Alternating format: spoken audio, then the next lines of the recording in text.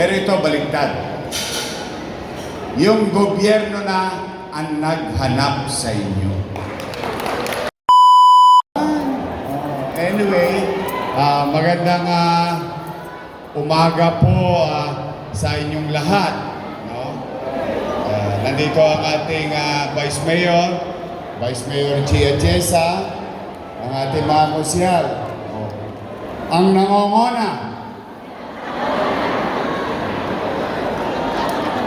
Hindi pwedeng mawala to sa puso nyo. Laging number 1 to. Nangongona. Ang ating mahal at masipag na konsehal Edward Tan. Sino ang dalaga? Parang dalang-dala ka na. Dala na. Andito ang ating poging masipag na konsehal Bolong C. Dito naman. Ito, kapitbahay nyo. Ang ating masipag. Lagi nyo nakikita sa kanto.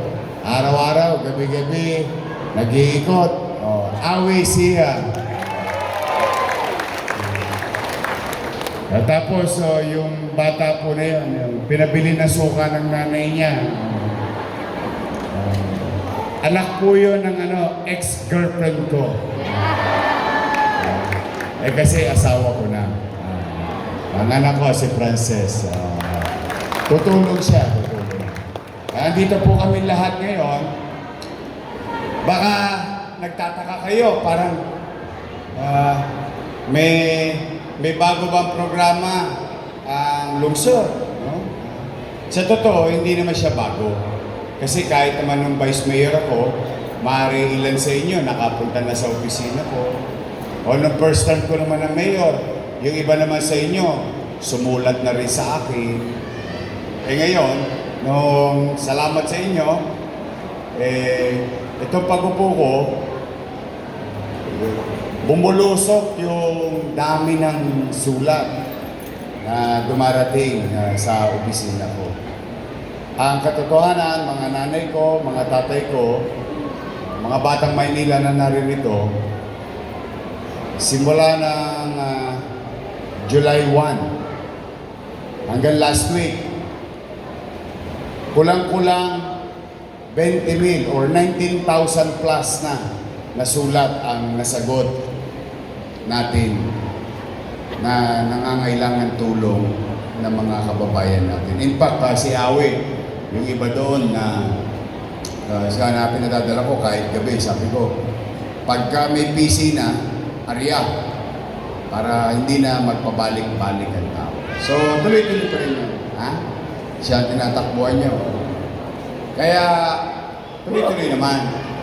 In-improve lang namin, kaya kayo nandito. Usually, ang tao, kapag may pangangailangan siya, tumutukod, kinakapos, hahanapin niya ang gobyerno. Siyempre pupunta muna yan sa pamilya. Baka sakali ba sa anak, sa apo, sa tatay, sa nanay. Pero ito, baliktad. Yung gobyerno na ang naghanap sa inyo. Kaya mapapansin nyo yung mga kaagapay, pinuntahan kayo, ininformahan kayo, yung mga barangay, pinasabihan namin. Hanapin nyo lahat na may problema, ihanda nyo na kagad yung kakailanganin nila para hindi na magpanik-panaog, papalik-balik, bandang huli, talo ka pa sa gasto sa pamasahe. So that's why, ito ang gobyerno ngayon ng lungsod ng Maynila sa inyo bumaba. Kayo ang hinanap. Kasi alam ko ang pakiramdam na nangangailangan ka, naghahanap ka ng tutulong sa iyo. Alam ko yun. Kaya ang ginagawa namin, pinipilit ko sa maliit kong kaparanan, pahabain yung kamay ko nang mas marami pa tayong mayakap na nangangailangan dito sa lungsod ng Maynila. Yan po ang Kaagapay Program. Marami rin sa inyo nakakalam pag kami naggagawa ng mga public assembly, yung ganito, whether kwentuhan, whether sayahan, o whether tulungan, mapapansin niyo maayos tayo.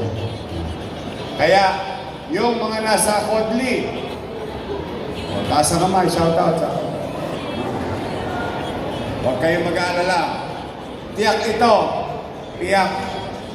Hindi tayo abot ng tanghalian dito, uwi na. Marami naman tayong katulong. Isa-isayin namin kayo. Yes, pagdadamutan nyo na kung ano ang makakayanan namin. Pero sigurado po kami, wala nang balikan to. Walang balikan. Walang balikan in such a way, in our own little way. Today, maibsan, kung kayang buuin, kung kaya man, ano pa man, o makaligtas ng buhay. Kasi sa ganitong pamamaraan din, natsachampahan din namin yung mga life-threatening situation. Kaya, sa inyong lahat, ito po ang Kaagapay program. Let me take this opportunity. Thank you sa inyo, ha. Binigyan ninyo ako ulit ng pagkakataon na makapaglingkod sa inyo.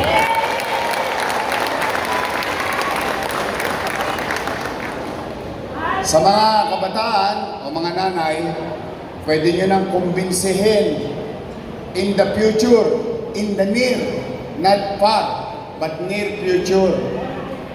Ang inyong mga apo o anak, sabihin nyo na sa kanila, anak, apo, mag-doktor ka, mag-nurse ka. Kasi kahapon, yung pangarap ko para sa inyo, yung sinabi ko sa entablado,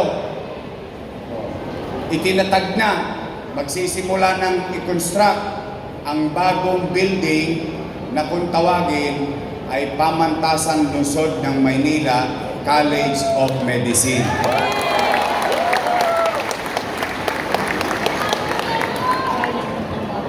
Na ang purpose, kung dati-rati, mga 300 lang ang kaya natin papag-aralin na maging doktor, maging nurse, medtech, and all. College of Health Allied Sciences. Pero mas madali natin maintindihan, College of Medicine. Kung dati-rati 300 lang tayo isang taon, now, ang Maynila, may awa ang Diyos, in the next 2 years, we can now accommodate and produce 5,000 doctors and nurses. So from 300 to 500.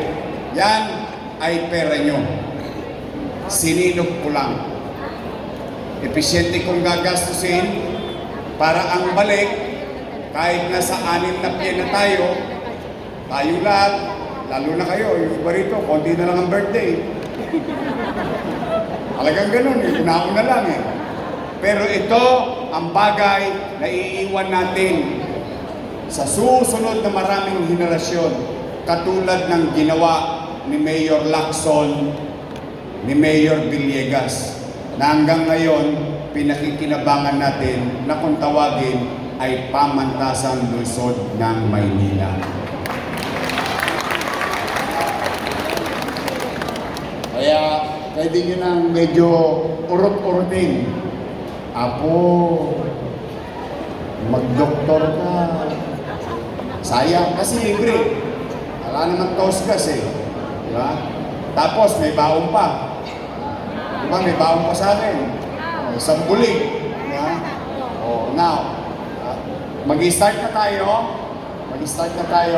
Pero special shoutout lang.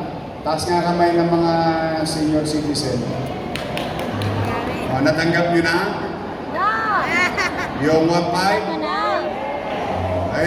Magkikita ulit tayo sa Abril. Basta, pati cake, nabalik na. May gatas pa yan ulit this year. Basta, tibayan yung loob nyo sa Maynila, pahabaan ng buhay ha. Paramihan ng birthday. Hanggat nandiyan kayo, Ikaw po, kahit anong mangyari, kahit anong tuko, pipilitin kong iraos kayo. Iraraos natin yan. So, sa mga lola at lola ko, I love you. Mag-umpisa na tayo. Magandang umaga. I love you. Pagpalain nawa kayo ng buong Mayabang. Manila! At first, thank you.